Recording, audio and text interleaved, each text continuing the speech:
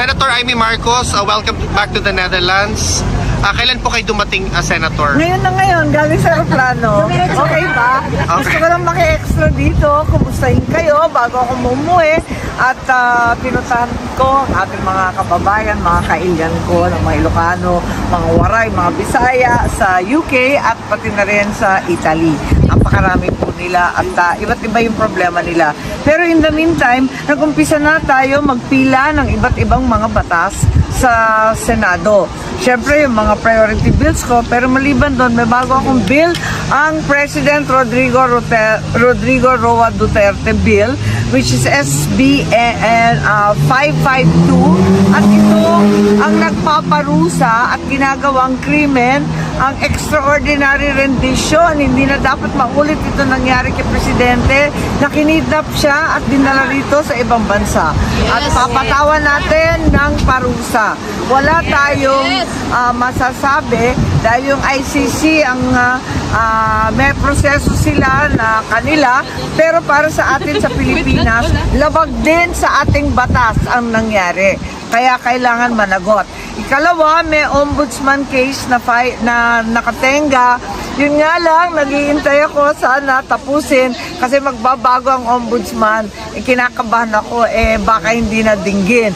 Ganun pa man, dalhin natin yung kaso at pursigihin natin para managot ang talagang nag-utos nitong kababalaghan. Okay. Until when are you here po? I don't know yet. Okay.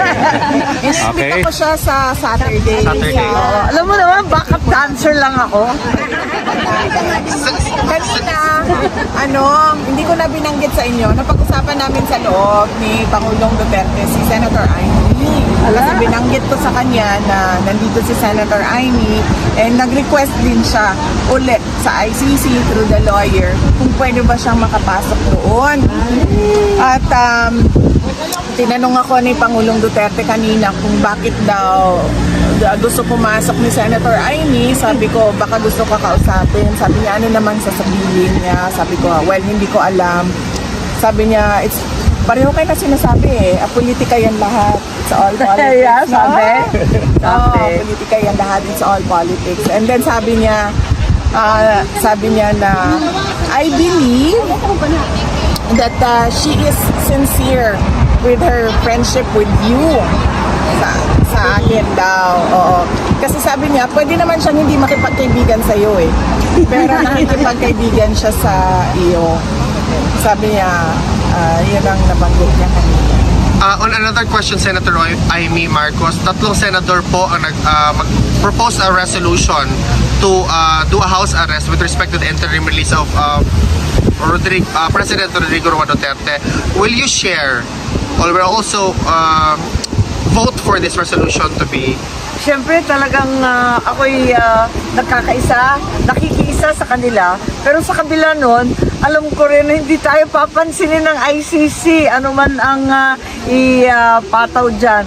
Kaya pursigihin natin, maliban sa resolution dyan sa Senado, na baka naman baliwalain lamang. Pursigihin pa rin natin ang pag-iipon ng ebidensya at pagtatanggol kay Presidente sa loob ng proseso nitong ICC. Baka naman madaan sa tiyaga at sa dasal. Okay. You? Last question po. Senator Amy Marcos, you urged the Malacanang to write a comprehensive report with respect kung ano po nangyari with respect to the involvement of the First Lady, Liza Marcos. Are you also going to open an investigation to look into this matter? I think Senator Robin has already initiated an investigation. Yun ang nabasa ko sa dyaryo pero hindi pa kami nagkakausap. Ganun pa man, ang akin mas maigi dahil nababalabag at nagugulanta ang buong tambayanan tungkol na dito sa cocaine overdose na nauwi sa pagkamatay ng isang Pilipino sa ibang bansa. Ang laking kahihiyan at ang balita, may mga opisyal sa event na yon dahil Manila Film ang talagang pinopromote nila. Kaya kinakailangan alamin natin kung ano nangyari. Sa Malacanang naman ako nananawagan na kung maaari ipaliwanag nila para yung inosente hindi pagbintangan at yung may kasalanan o yung may accountable baga kinakailangan managot. Thank you po. Marami akong kaibigan naman sa house eh. Opo, opo. Maraming tayo yung mga binibiro kayo. Sabi ko, bro, Opo. pumirma ka pala.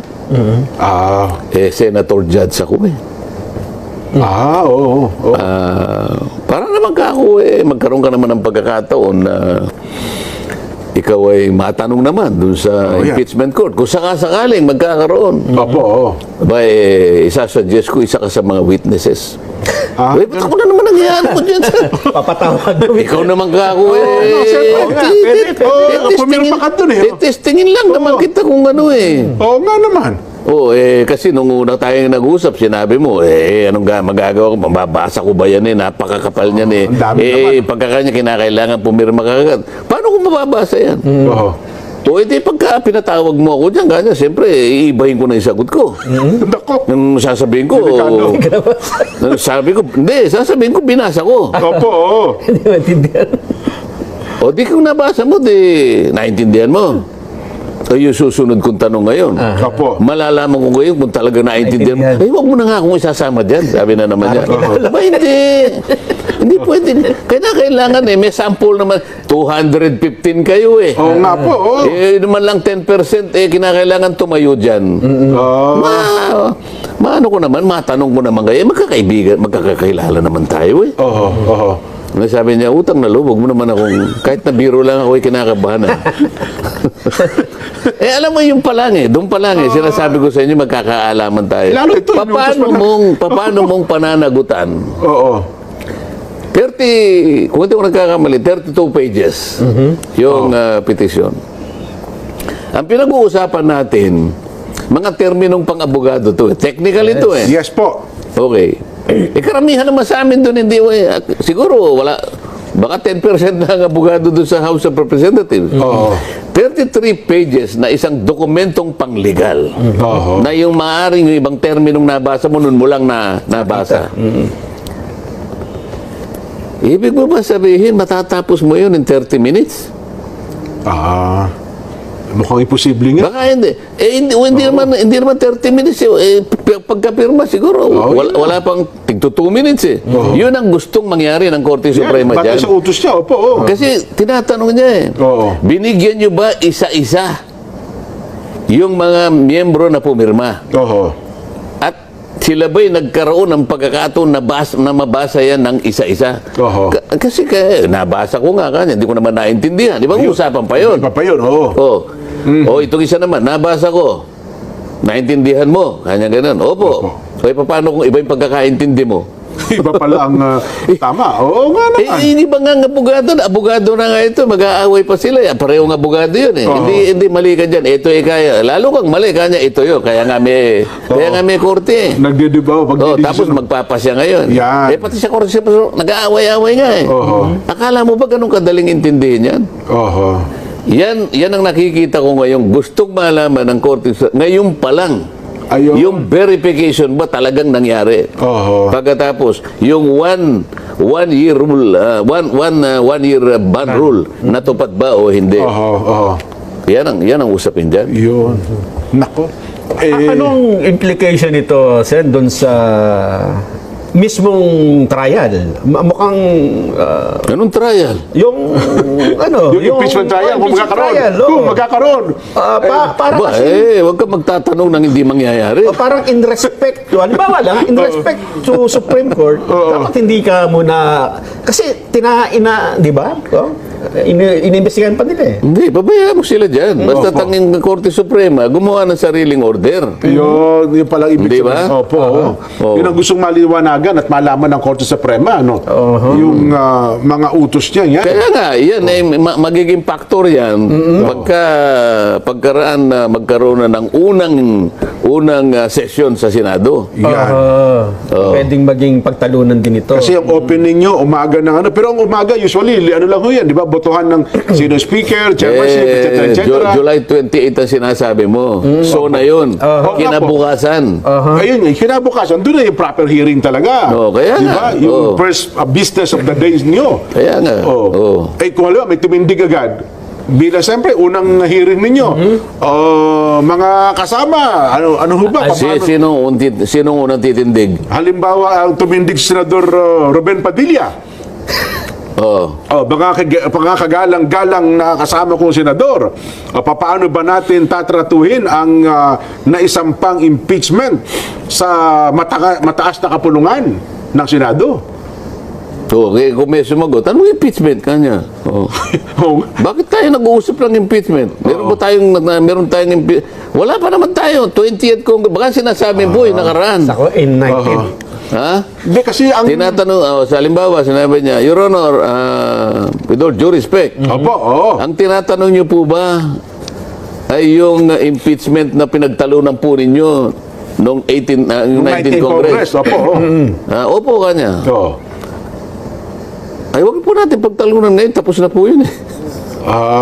Di ko halimbawa, ang maging punto niya, hindi, ang problema ho doon ay may naiwanang utos ang Senado na dapat ay sagutin ng Kamara, so parang may nabinbin na hindi natapos dapat sagutin. Sinagot na po eh, di ba? Oo. Kaso po, nung sinagot, tapos na po yung Kongreso. Pasak. Di ba? Oo. Di tapos na po. Kasi tingin naman ng ibang ata, di ba? Kasi meron parang, ano ba yung order ng Senado na dapat ay sagutin ng Kamara na ibinalik nila yung impeachment complaint. Oo nga, di ba? nakalimutan mo na, diniscuss na natin ito, di ba? Oho. June 11. Ayan, opo. Anong sabi ng Sinole, di ba? Ayan, opo, sinauli. Binalik sa Kamara. Return. Opo, nagtalo-talo pa nga sila kung tatanggapin talaga o hindi. At the same time, nag-issue ng summons. Opo. Napagkamalampasuman, di ba? Samon sa tanggapan ng pangalawang Pangulo. Sabi niya, Madam Vice President, you are hereby notified within 10 inextendable days Opo. to provide or submit an answer to the articles of impeachment.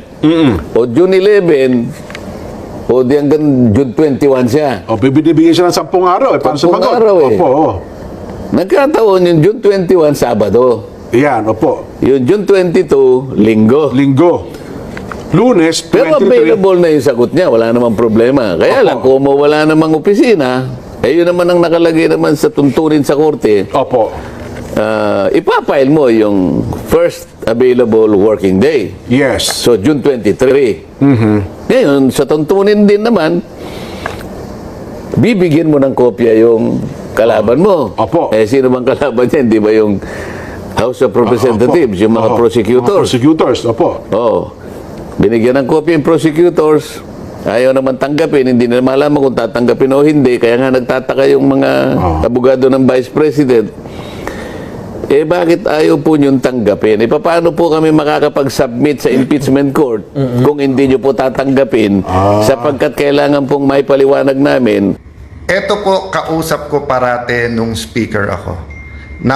Parati niya sinasabing nakatulong ako sa kanyang committee, advocacy, but actually, marami kayong hindi alam na natulong niya sa akin from moral support to speaking up, whether it's sa public or even sa harap ni dating Pangulong Duterte. No?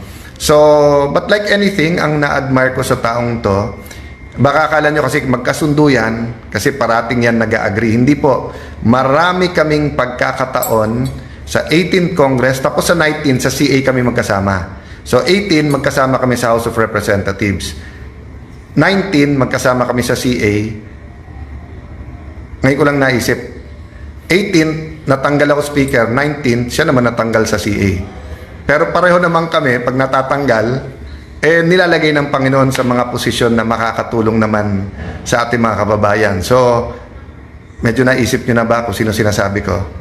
Walang iba kundi ang ating bagong senador, Senator Marcoleta. Good evening, sir! Good evening po sa inyong lahat. Ito po, kasama ko si Speaker Senator Alan. Marami po kaming dapat na gawin sa mga susunod pong mga araw. Sana mapagtyagaan niyo pa kami. At pinag-uusapan natin, sabi mo, napaka-importante, presyo ng kuryente. No? Tama, oo. And it's not an empty plan kasi may step 1, 2, 3 ka na, no? Starting with the kung maaalis yung VAT sa kuryente, kuya. No? Tama, tama. Yung 12% pa. Okay. So, na-file naman niya yan. Wala po kami sa bangko. This is a restaurant na dating bangko. Kasi kayo ko lang napansin na sa likod mo, safe, kuya. Kaya sabi ko sa iyo, safe ka dito, di ba? Kasi nasa likod mo, dating safe. No? But yun po, nag-uusap po kami kasi right now, hindi right now, before June 30, ako po ang acting chairman sa ilan mga hiniring ng Blue Ribbon Committee.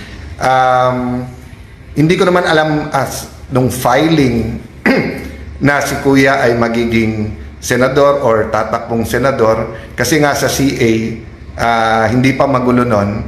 But I'm happy kasi nga I'm volunteering na ituloy pagiging isang vice chairperson kasi parang bumalik, Kuya, talaga yung mga parang cyclical, Kuya, di ba, na maayos mo yung corruption tapos babalik na naman.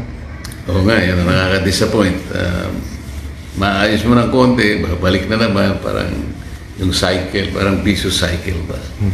Kaya sabi sa akin, Kong, just like when we were together 18th Congress, kailangan yung solusyon pang matagalan. So yes, sa Blue Ribbon, kailangan ma-pinpoint kung sino may kasalanan, anong anomalya, pero kailangan may pang matagalan. Kaya yung isa niyang tinitingnan sa kuryente, pinag-uusapan din namin kasi si Ate Pia naman po ang chairman ng Energy. So syempre po nung pag tumatakbo ka, everyone tells what committee they want.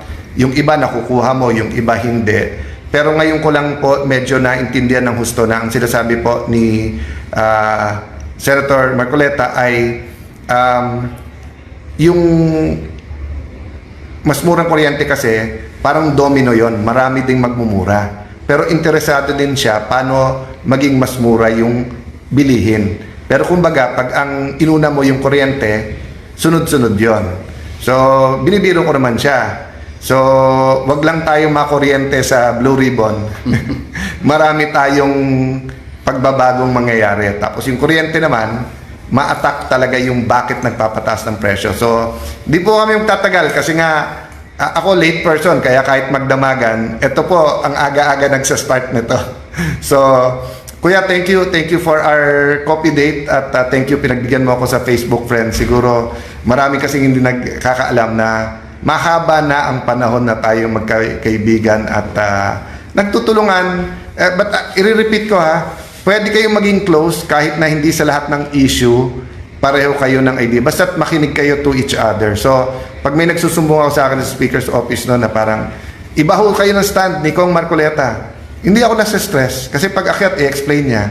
Siya din, hindi nasa-stress pag sinabing, oy, si Alan ganito sinabi. Kasi nga po, alam niyang pwede kami mag-usap. So, thank you for that, Kuya.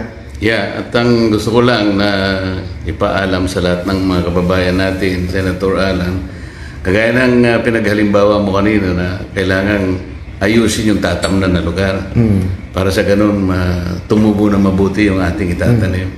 Kaya na kuminsan, alam mo, pag tumubo na yung tinanim natin, mas mabilis pang tumubo uli yung binunot natin. Kaya continue yung gagawin natin po na wini-weed out po natin yung nakakasama sa mga tinanim natin. Yun po yung ating gagawin at pagsisikapan po natin. At dun po, sobra kaming nag-agree, di ba? At as you get to know Senator Marcoleta more, makikita mo po malalim ang kung baga po parang sa Bible na yung parables. Kasi nga prinsipyo at hindi day-to-day issues ang tinitignan So you have to look at the principle kung paano ayusin. And I really look forward to working with him. So good night everybody. Yun, may napindot tuloy akong... Ayan. Sorry po. Kuya, ikaw ba gamay na gamay mo na yung Facebook? Hindi ako marunong sa Facebook. Wala akong Facebook. Pero sa lahat ng page nandiyan ka. Kasi ako nga, nung nagpalit ako ng phone from